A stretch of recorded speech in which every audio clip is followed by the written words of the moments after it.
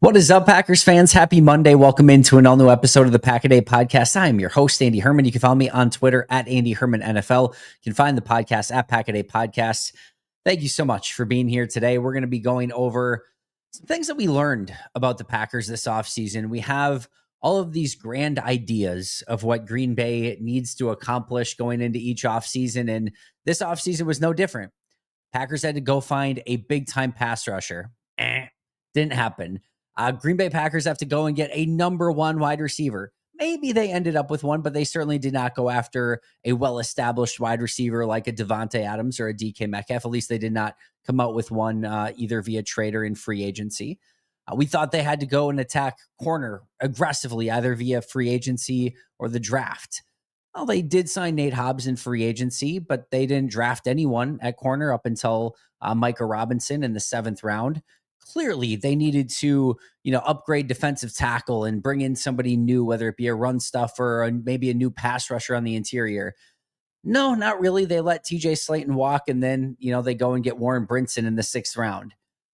A lot of these ideas that we had and thought that the Packers were going to go out and accomplish in this offseason, whether it be via free agency, the draft, trade, or anything else, but until this point, a lot of it did not come to fruition. It's not to say that they've had a unsuccessful offseason or a successful offseason. It just means that we learned some things about the Packers that maybe we didn't expect going into the offseason. We're going to break that all down today. Now, before we get into that, just a couple pieces of news and notes. Reminder that OTAs are coming up again this week. Tomorrow on Tuesday, the Packers are opening their OTA to the media. So I will be there again tomorrow, break it all down for you. We'll do a live post OTA Q&A later in the, early evening on Tuesday. So keep an eye out for that. This week, of course, coming up as well, we'll do our members Q&A and then happy hour on Friday. Not sure about the time on happy hour for Friday yet, but keep an eye out for that also. Also, just wanted to give a quick shout out to Ross Uglum, who you have seen on the YouTube channel, of course, on the audio podcast as well. This past month, Ross hit 400 episodes on the Pack-A-Day channel. If you are to go and listen to the, almost 3,200 some episodes that are out there all time from day one up until today, you've got about an 11% chance that you are going to randomly hit a Ross Uglum episode. So I really appreciate all the time, effort, and energy that he has put into this team and into the Pack-A-Day podcast. And if you get a chance, give him a shout out for all the amazing work that he's done here on Pack-A-Day. No real news from the weekend from a Packers standpoint other than that. So that allows us to get into our topic right away, and we are going to do so right now. So I don't have a number of things. I think technically I've got about 13 or 14 things here that we learned about the Packers this offseason. But what was the number one thing that we really learned? And to me, it was very clear and it was very obvious. And that was that the Packers wanted to get bigger and stronger along the offensive line.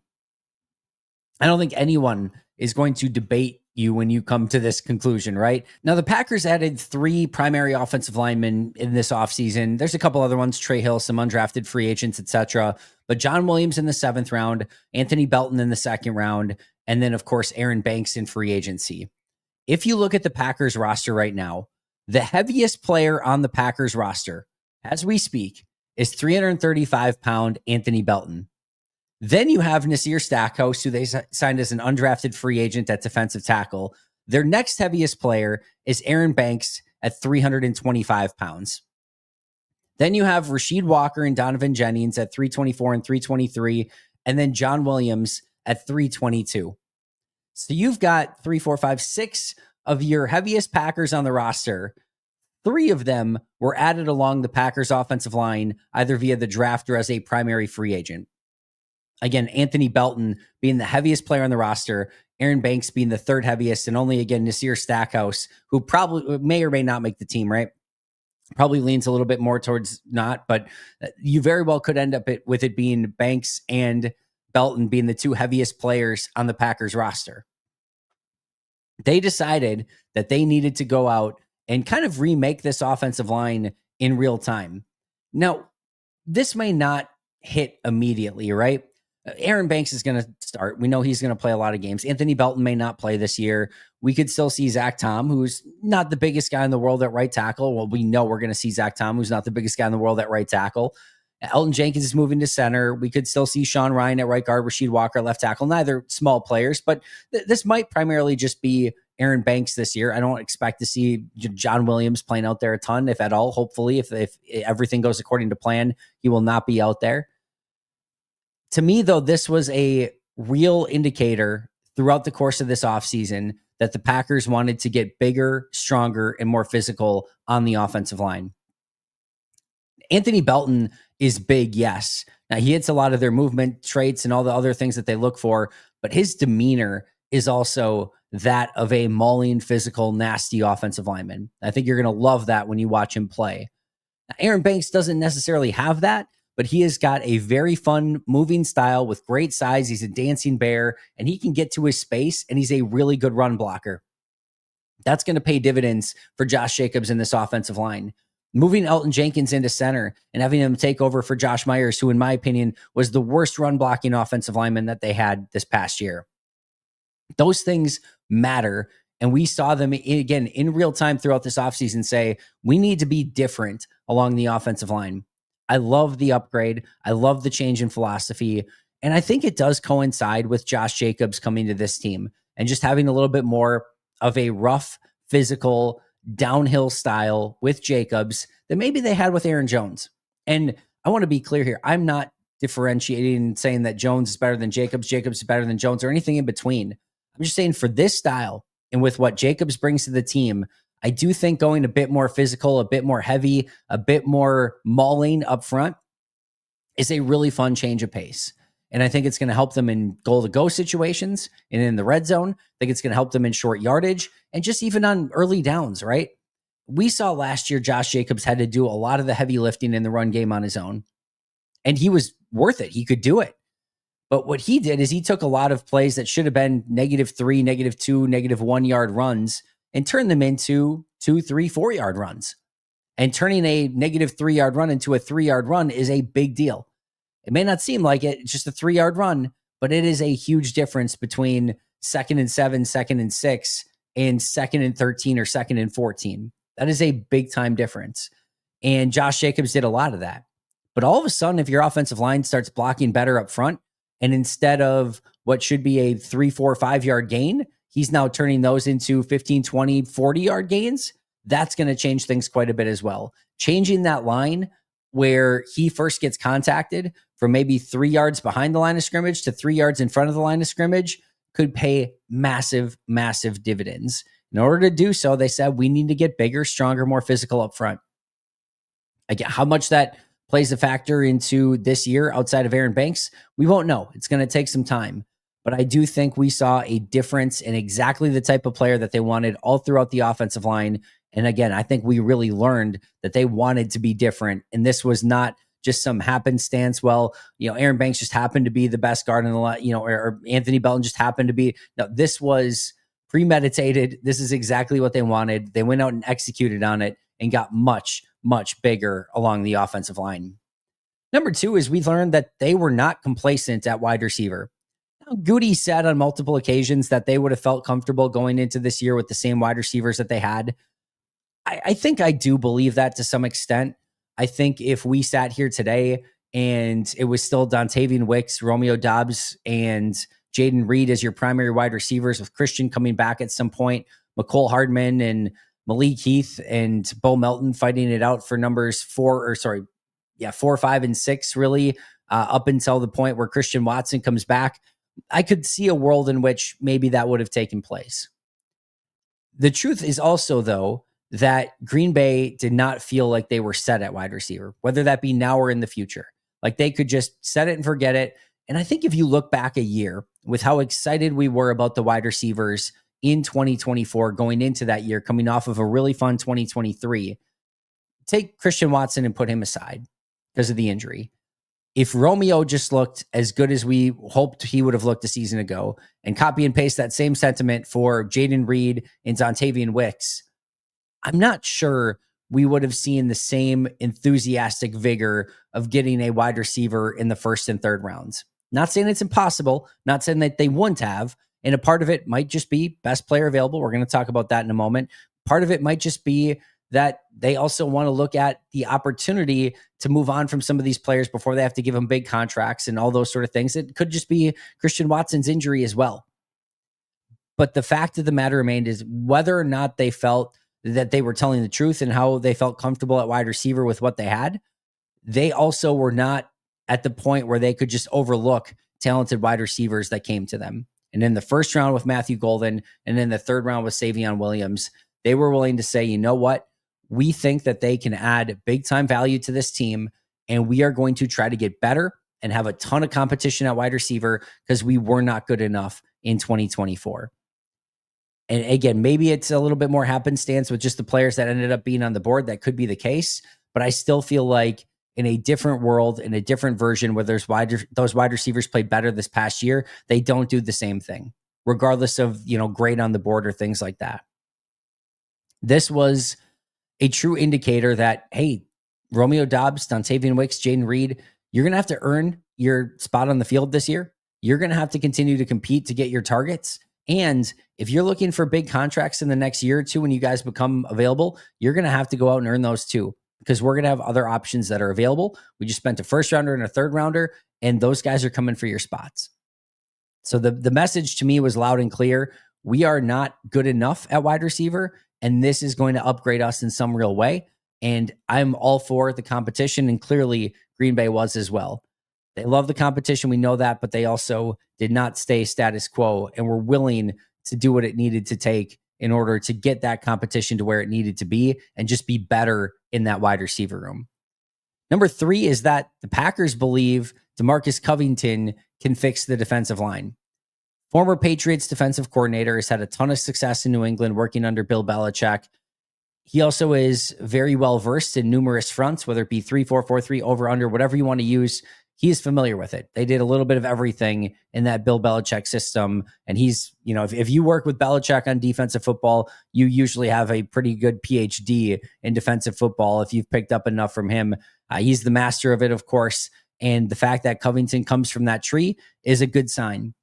But as I mentioned earlier, we expected Green Bay to be aggressive in looking at defensive ends, defensive tackles, and guys that could potentially help this pass rush. And they didn't ignore it entirely. They go and get Barron Sorrell in the 4th round. They go and get Colin Oliver in the 5th, Warren Brinson in the 6th. That's really it. And they did lose TJ Slayton as well. So this is not just a offseason where Green Bay said, we're going to fix this with more resources along the line. They said, no, we're going to take a few day 3 guys, but we are going to give you a new defensive line coach because we already spent a first rounder on one defensive end, a first rounder on another defensive tackle, a first rounder on another defensive tackle, a first round on another defensive end. We've got the resources already put into this position. We just haven't got the ROI that we wanted from it. Demarcus Coington, save us. And they clearly believe that firing Jason Rebrovich and bringing in Demarcus Coington is going to make a big time impact. Because if they didn't, because if they felt like those 4 up front specifically, Clark, Wyatt, Gary, and LVN, were not going to be able to play much better, they would have had to have upgraded it in some real way. We heard from Goody directly that they need to do a better job of getting there with 4. Clearly, they believe that they can get there with 4, but it is going to take a little bit better coaching and certainly a lot better playing than what we saw last year if this defensive front wants to take that next step and be a better pass rushing unit. And now that falls on Demarcus Coington. And again, clearly Green Bay feels like he is the man for that job. Number 4 is they still feel very strongly about the interior of the defensive line. TJ Slayton is gone, as we talked about. Devontae Wyatt gets his 5th-year option picked up. They do get Brinson and Stackhouse as a 6th-round pick and an undrafted free agent. But we heard from Jeff Hafley a couple weeks ago talking about the interior of that defensive line. And with Colby Wooden, Carl Brooks, Kenny Clark, Devontae Wyatt, there was a lot of faith in those 4 guys. And it's interesting because, Kenny, I think clearly, I don't even think arguably is the right word here, clearly had the worst season of his career last year. Now, not a bad season. He had a solid, fine, average season. But for him, that's a down year because he's usually pretty freaking awesome. Last year, he was not. He was fine. Devontae Wyatt did not take a massive step, and Carl Brooks and Colby Wooden kind of plateaued a little bit. There isn't a ton that would have you believe that that 4 is going to be able to provide you a ton more than what they did a year ago, other than, again, getting a new defensive line coach. Plus, you lose TJ Slayton, and you don't do anything until the 6th round. That's like generally a tough pill to swallow. And I've talked about it over and over, where I have major concerns if Kenny were to go down at any point in time. For Jeff Hafley, it doesn't seem like it's bothering him at all. It seems like he loves his interior defensive line group. And maybe if he knows something about Carl Brooks or Colby Wooden or Devontae Wyatt or maybe even Kenny Clark that I don't or we don't. But the message was loud and clear from Jeff Hafley and really from the Packers organization as a whole, that they did not need to go out and upgrade this position in a major way, really at all. Because flipping out TJ Slayton for a 6th round pick is pretty much the only move that they made all offseason long. So they very clearly feel really good about their interior defensive line, something that I don't know that I would have expected going into this offseason. And then just to kind of go along and stick with defensive line, they clearly have not given up on LVN. Not that we would have expected anything different. They definitely want him to succeed, but this is another huge opportunity for LVN. And we've heard from numerous people, Brian Gutekunst and Matt LaFleur included, that they expect LVN to have a big-time breakout season. And if that can happen, yeah, Green Bay's defensive front's going to look really good. They're going to at least have an opportunity to look really good. And that definitely changes everything along that defensive front. But Green Bay is once again betting that their young, talented, top 15 defensive end can be really probably a difference maker this year and really change up that defensive front into something that was hit and miss, some games good, some games not so good, into a consistent force against the opposing offenses. They clearly trust him. They clearly believe in him, are not ready to give up on him. And not only that, but first OTA, he's working with the starters opposite Rashawn Gary. And as Justice brought up the other day, he has yet to start a game in his football career. Could we see it this year? It certainly seems like that could be the case, but they have a ton of faith still in LVN. Hey friends, I'm so excited to tell you about this new game-changing product that I've been using before a big night out. It's called Pre-Alcohol. Now, ZBiotics Pre-Alcohol Prebiotic Drink is the world's first genetically engineered prebiotic. It was invented by PhD scientists to tackle rough mornings after drinking. Here's how it works. When you drink, alcohol gets converted into a toxic byproduct in the gut. It's a buildup of that byproduct, not dehydration. That's to blame for rough days after drinking. Pre-alcohol produces an enzyme to break this byproduct down, so just remember to make pre-alcohol your first drink of the night, to drink responsibly, and you'll feel your best tomorrow. Now listen, I get it. I was a bit skeptical about pre-alcohol initially myself, but I've now used it for a bachelor party, the college basketball tournament, and recently for a friend's epic 40th birthday party, and I'm telling you, it's the real deal. And guess what? Summer's here, which means more opportunities to celebrate the warm weather. And before that backyard barbecue brew, the glass of Pinot, watching the sunset at the beach, or a cocktail by the campfire, do not forget your ZBiotics pre-alcohol. Drink one before drinking and wake up feeling great and ready to take on the next day and all that summer has to offer. So go to zbiotics.com/packaday to learn more and get 15% off your first order when you use code PACKADAY. ZBiotics is backed with a 100% money back guarantee, so if you're unsatisfied for any reason, they'll refund your money, no questions asked. Remember to head to zbiotics.com/packaday and use code PACKADAY at checkout for 15% off. Make sure to support our sponsors and use that code PACKADAY. All right, next up, we learned that the Packers did not want to go through another offseason of terrible kickers trying to make their way onto the Packers roster. They said enough is enough. We got lucky enough to find Brandon McManus a year ago. We are going to sign him to a 3-year, $15.3 million deal, an average of $5.1 million per season, which makes him tied for the 8th highest paid kicker in the league. And it was worth every penny in my estimation. I joked about I did not want to see another offseason kicker battle. It would have been a whole wasted offseason to me. And listen, if you're a team that is legitimate about competing, you cannot go into another season with some sort of Anders Carlson situation or Greg Joseph situation. You had to have a better solution than that. And to get to the point again where you're bringing in some sort of draft pick in the 7th round or undrafted free agent, or again, you're rolling through 17 different kickers through mini camps, OTAs, training camp, etc. It just couldn't happen. They were smart enough. They figured it out. They got McManus back. And to me, that is a huge win. But they were clearly telling us as well, we don't want to go through that either. And they smartly, wisely brought back Brandon McManus. Next up is a word that we used a lot this offseason because Brian Gutekunst used it. We learned that the Packers have to have more urgency. This is still, I think, one of the more noteworthy aspects of this offseason. And this was misconstrued at various times, saying that, they needed to have more urgency, so they needed to go all in or spend all this money. First of all, they did. They spent a lot of money on Aaron Banks and Nate Hobbs. They did put their money where their mouth was in saying that. But this was a message to this young team that was stating, you guys have to have more urgency, really, as an entire roster, and we need to as an organization. It is time to start winning championships again. I love that message from Brian Gutekunst. He set the bar. He said the bar is, it's time to win Super Bowls. I think you get into this feeling when you're the youngest team 2 years in a row where, hey, there's this window that's just opening up and beginning. And there's an extent of that that's true.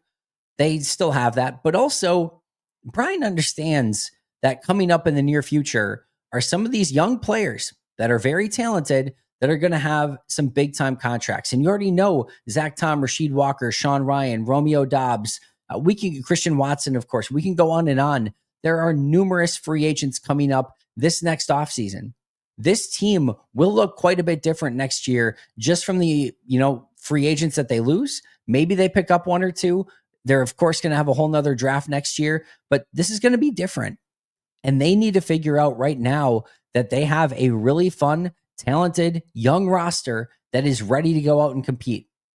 And the only way that they can reach that potential is by having that urgency. And Goody sees it. He knows it. That this is not a, hey, we've got 5 years to figure this thing out. And no, it's now. The time is now. And I'm not saying the window is closing anytime soon or that this is the 1 year where they have to go for it. I'm not saying anything like that. But the window is open now, which means take advantage of it. Use it. Go out and win. Go out and win a Super Bowl. Like, this is pretty much the same timeline that 2010 Packers team was on.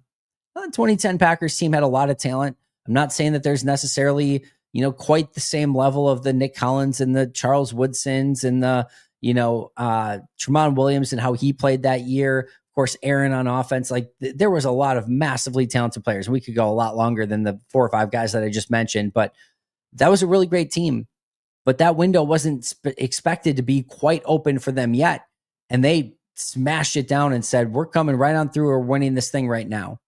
And I think that's there for Green Bay too, but they have to have that urgency. And again, I love that call out from Brian Gutekunst. And again, we learned that the time for urgency is now. And it is a word that we've used a lot this offseason because Goody brought it to the forefront and put that on his team and said, we're going to be that team that uses that as motivation and goes out and wins at the highest level of possible. It is time. And to quote the great Kevin Green, it is time. Go out, do it, finish it, win it. That's the expectation in 2025. All right, number 8, the Packers remain committed to their draft board. I don't think this draft went exactly the way that the Packers were expecting. In fact, I pretty much know that. The reason I know that is because Goody said it. He said after the first 3 rounds of the draft that he did not expect to be up there talking about taking 2 wide receivers in the first 3 rounds. He talked about at the end of day 3 of how they were trying to maneuver their way to get extra picks, and it just didn't work that way. Talked about trying to get picks for next year, and it just didn't work that way. Talked about how they had a much higher grade on John Williams. Sometimes you have to be flexible, even though you have a vision going in for what you're trying to do or what you're hoping to do. I don't think their vision was taking 2 wide receivers in the first 2 days, in their first 3 picks. I don't think that their vision was, again, probably taking a player that they never expected to be there in John Williams in the 7th round. I don't think their vision was finishing with only 8 draft picks. I think they probably would have preferred to have 12 or 13, but it didn't go that way. And you have to be able to call an audible and say, you know what? We had an expectation of what this was going to look like, but we're going to trust the process. We're going to trust the board, and we're not going to try to force anything. Again, I respect that process from Goody. Doesn't mean it's necessarily going to pan out. A long way to go before we figure out if this was a successful draft class or not. But I like the fact that Goody is going to say, you know what, rather than reach for something or do something that maybe we wanted to do, but now in the moment it doesn't make sense, we're going to look at what we were given. We were given a potentially consensus top receiver on a lot of people's boards that fell to, Green Bay with their first round selection. And so they said, screw it. We're taking Matthew Golden, or even probably not even screw it, but we're celebrating that they got to take Matthew Golden. It seemed like a no-brainer at that point in time of the draft, and they made it that way. In the second round, I know a lot of people were probably upset that maybe Anthony Belton was the guy, maybe over a Trey Amos or something like that. But as we talked about, it was clear they wanted to get bigger and stronger on the offensive line. And now they get this behemoth of an offensive lineman that also happens to move really well and fit Green Bay's normal thresholds for the position when it comes to that movement ability. And they said, awesome. This is something that we can use, that we're looking for, that we're trying to accomplish. And now we have one for us here in the second round. And they didn't look a gift horse in the mouth, and they took him. And then in the third round, as we heard, they weren't expecting to take another wide receiver, but they have this super freak wide receiver who runs an unbelievably fast 40, that's 6'4", that is everything that you kind of look for at the position, despite maybe some drops here and there and just some nuance that he needs added as a route runner. But athletically gives you everything he wants, and really was a player that, they found ways to utilize over and over because of his playmaking talent and ability. Green Bay says, we're not going to overlook that. We're just going to take that player because he looks really freaking good, and screw it. Let's just get another wide receiver, whether we wanted one here or not. And again, trying to find trades, they just didn't come to fruition, and they just went with it. They just looked at every single pick and said, we're taking our guy. And that's what they did. And I think they ended up with a really strong draft because of it. I think they're going to be better off because they said, hey, this isn't what we expected, but this is what we got. We're going to make the most of it. And I think they ended up with a really strong draft class overall because they didn't reach or try to do something that just didn't make sense based on what was ultimately available. They're going to stay committed to that draft board. We heard it all weekend long. We heard it, from Goody for years now, but it really felt like they did it even more so in this particular draft. Number 9, the special teams needed new faces. And that's, again, this is what the offseason told us. Eric Wilson was the number 1 special teams player for Green Bay. They easily could have brought him back if they wanted to, but they did not. TJ Slayton was surprisingly one of the top 10, mostly on field goal blocking, things like that, but he was a top 10 special teams guy. He is gone. Corey Ballantyne was in that, I think, top 5, top 6, somewhere in there. He's gone. Robert Rochelle played on teams. There are other players as well, and there's some others that may or may not make the team. There was the Aaron Mosby was, right, somebody who played a ton. He probably doesn't make the team.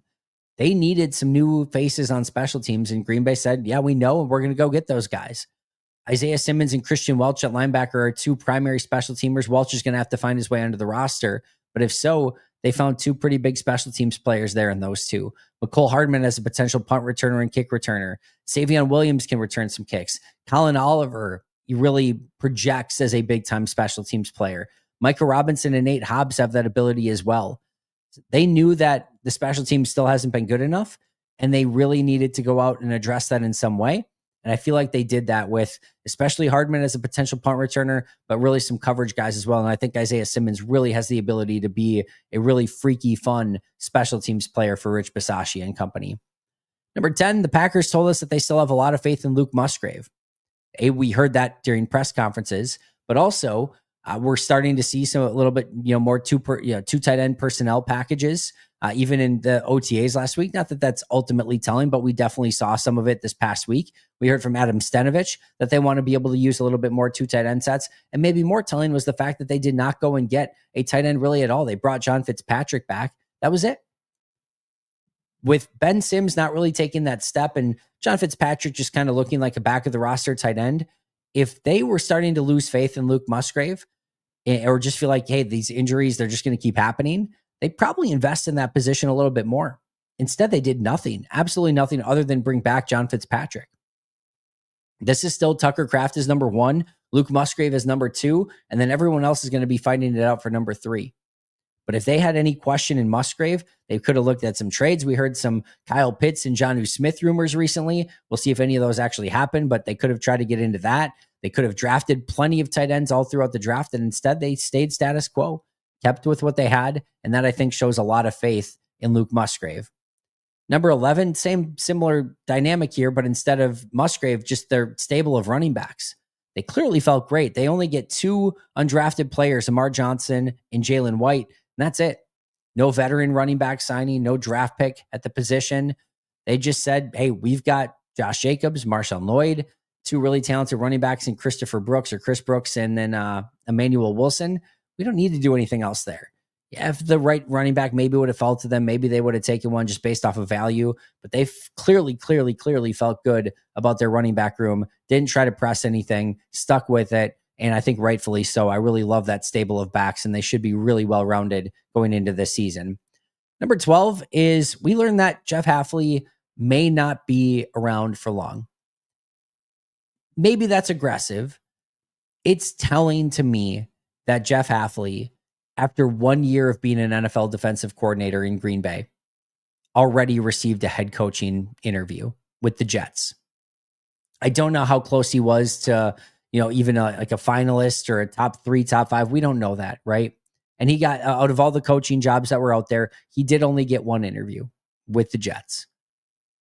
But again, the fact that a former college head coach comes to Green Bay as a defensive coordinator and he does so well in his first year that he immediately gets a head coaching interview, if he continues on that trajectory, if the Packers defense plays well again this year, I would clearly believe that Jeff Hafley is going to get even more interviews moving forward, and he could be not for long in Green Bay. I'm not hoping that's the case. I'm not wishing that's the case. I hope he's able to stay for as long as humanly possible. Obviously, for his sake, I hope he gets the job that he ultimately wants out there. But that is telling that in year one, Jeff Hafley already got an interview. And I think you're only going to see more of those moving forward if the Packers defense and Jeff Hafley continues to have success. He's as good as it gets on the microphone and at the podium and talking to reporters and getting up there. He's got head coach written all over him. And I think you can tell why the Jets and I think other teams in the future are going to be interested in his services at head coach. Number 13, the Packers are open to changing their mind. We've seen this. We've seen this specifically with the Jair situation. The Jair situation started as a situation where, hey, we're going to try to trade him. And then when the trade did not come to fruition, when they weren't able to figure something out, at least as of yet, they pivoted, and now they're trying to work things out with Jair.